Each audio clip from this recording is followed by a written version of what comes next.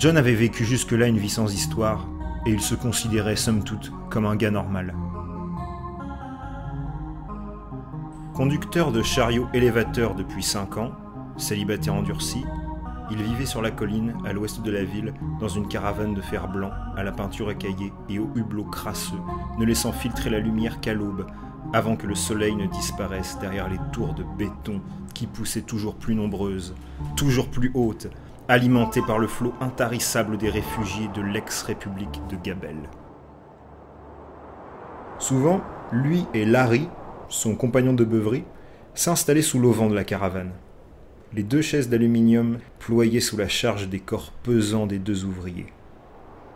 Ils carburaient à la bière discount, vendue par pack de 40, qu'ils allaient chercher en début de matinée chez l'épicier, en bas de la colline, en même temps qu'une pile de magazines dont les 2 hommes sélectionnaient les passages les plus savoureux pour s'en donner la lecture jusque tard dans l'après-midi.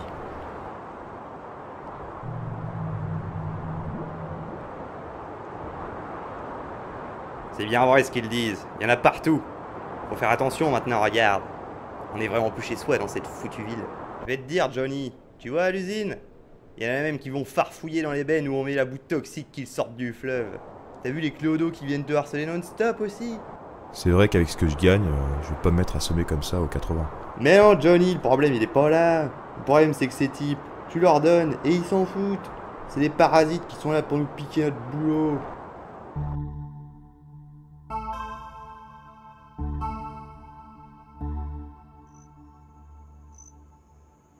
La nuit était déjà bien installée quand John replia l'auvent et ramassa les bouteilles jonchant le sol. Après avoir plié soigneusement ses vêtements de travail, John s'allongea sur le lit, fumant sa dernière cigarette et savourant le calme de cette soirée d'été.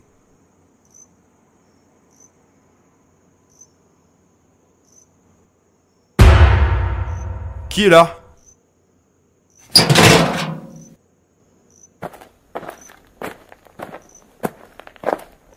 Personne?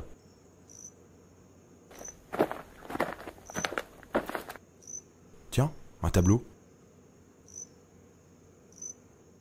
John ne parla à personne de sa découverte, mais son esprit ne put chasser cet événement de sa mémoire. Qui a pu bien déposer ça là? C'est étrange. Je suis sûr qu'il n'y avait personne hier. C'est une blague peut-être? Il faisait noir, mais je l'aurais vu, c'est certain. J'ai bien entendu du bruit hier, pourtant. Peut-être que... Non, ça ne colle pas. L'humidité de la caravane était étouffante.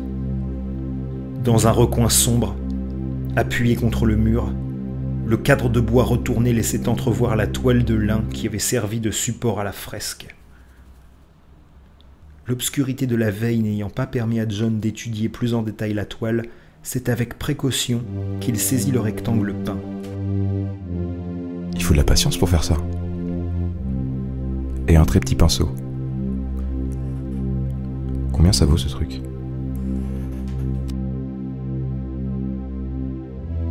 L'épaisseur de chaque trait semblait différente. Et pourtant, il était très difficile de démêler de l'ensemble une quelconque cohérence. Mais qu'est-ce que c'est que... Ce n'est qu'au bout de longues minutes que John réalisa qu'une myriade de figures complexes se distinguaient en regardant la toile de très près.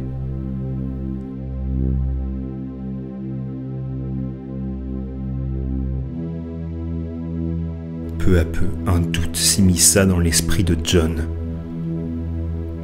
Ces petits traits, ça et là, on croirait... C'est ma caravane?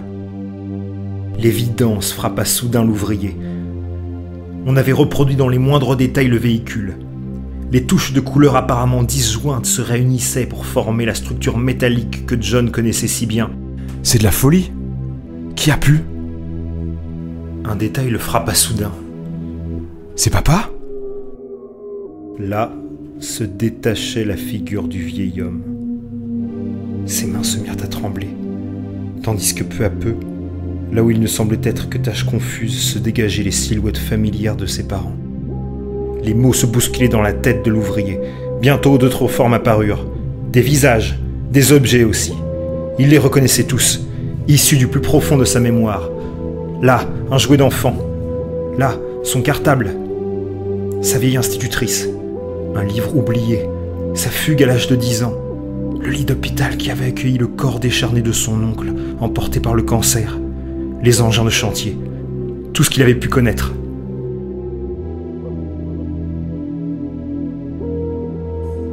Sa vision se brouilla. Il lui fallait de l'air. Au dehors, les tours de béton noirci semblaient se refermer sur lui.